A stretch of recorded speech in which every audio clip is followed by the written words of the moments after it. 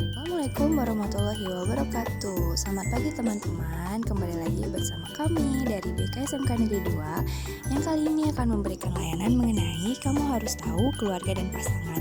Jangan lupa ketik nama, kelas, dan jurusan di kolom komentar ya. Sekarang kita akan mempelajari mengenai apa itu keluarga, apa saja fungsi keluarga, dan gambaran pasangan yang baik itu seperti apa sih?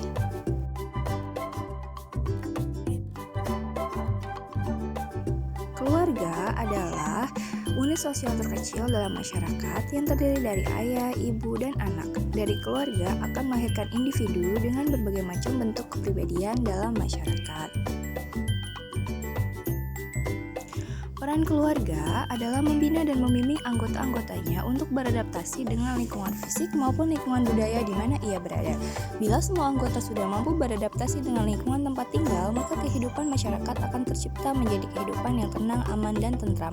Keluarga terbentuk dari perkawinan yang sah menurut agama, adat, dan pemerintah. Secara sadar atau tidak, setiap anggota keluarga mempunyai peran yang berkaitan dengan proses generasi bagi anak-anaknya. Sekarang kita akan memasuki ke fungsi keluarga. Terdapat beragam fungsi keluarga. Di antaranya adalah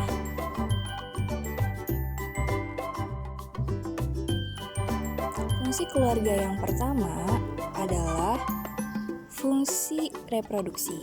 Dalam keluarga, anak-anak adalah wujud cinta kasih dan tanggung jawab suami istri meneruskan keturunannya. Keluarga punya fungsi reproduksi, artinya dari pernikahan diharapkan akan memberikan keturunan.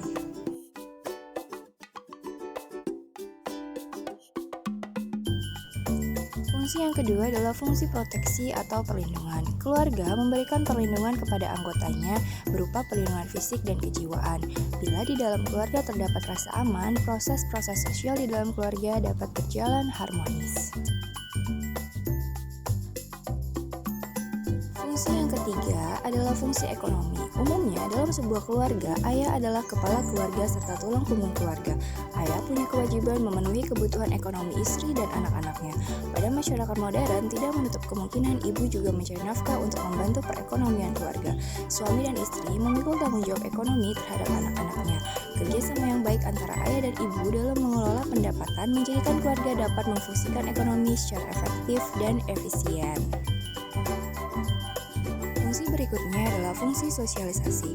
Keluarga adalah sosialisasi pertama bagi anak atau sosialisasi primer. Di dalam lingkungan keluarga, anak mulai dilatih dan diperkenalkan cara-cara hidup bersama orang lain.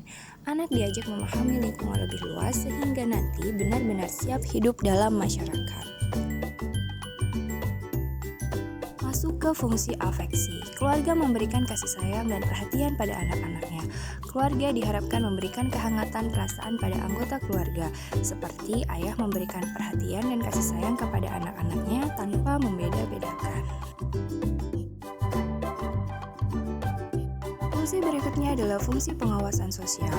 Setiap anggota keluarga pada dasarnya saling kontrol atau saling mengawasi karena memiliki tanggung jawab dalam menjaga nama baik keluarga. Tetapi kenyataannya fungsi ini biasa dilakukan anggota keluarga yang lebih tua ke anggota keluarga yang lebih muda. Fungsi berikutnya adalah fungsi pemberian status. Melalui lembaga perkawinan, seseorang akan mendapatkan status atau kedudukan baru di masyarakat sebagai suami atau istri. Otomatis, ia akan diperlakukan sebagai orang dewasa dan mampu bertanggung jawab pada diri sendiri, keluarga, anak-anak, dan masyarakat. Fungsi status suami adalah sebagai pemimpin dalam rumah tangga, pencari nafkah, sementara istri berfungsi sebagai pendamping suami dalam menjaga keutuhan dan keharmonisan rumah tangga. Keluarga memberikan status pada anak bukan hanya status yang diperoleh seperti status terkait jenis kelamin, akan tetapi status dalam sosial tertentu. Sebelum berkeluarga, tentunya kita harus menentukan pasangan yang akan kita pilih untuk bersama dalam membangun keluarga. Orang tua selalu menyarankan agar kita mempertimbangkan bibit, bebet, bobotnya. Nah, kali ini kita akan membahas kriteria pasangan yang baik seperti apa yang tepat bagi kita untuk membangun rumah tangga bersama-sama. Berikut adalah beberapa tanda seseorang merupakan pasangan yang tepat bagi kita. Yang pertama adalah sikapnya terhadap orang asing. Dari caranya memperlakukan orang yang tidak dikenal, kamu bisa mengetahui karakter yang sebenarnya. Misalnya saja, dia memperlakukan karyawan restoran tempat kalian makan dengan kasar dan merendahkan. Tanda kalau dia sebenarnya punya perangai yang tidak baik. Dan kemungkinan besar seperti itu pula nantinya kamu akan diperlakukan saat sudah jadian atau ketika telah menikah.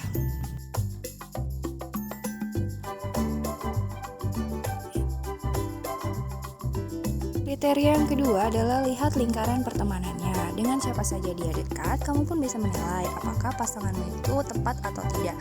Kalau kamu melihat pergaulannya berisi orang-orang yang punya kebiasaan tidak baik, seperti sering mabuk-mabukan, hobi main judi, atau menggunakan narkoba, maka pasanganmu pun umumnya nggak jauh-jauh dari hal itu.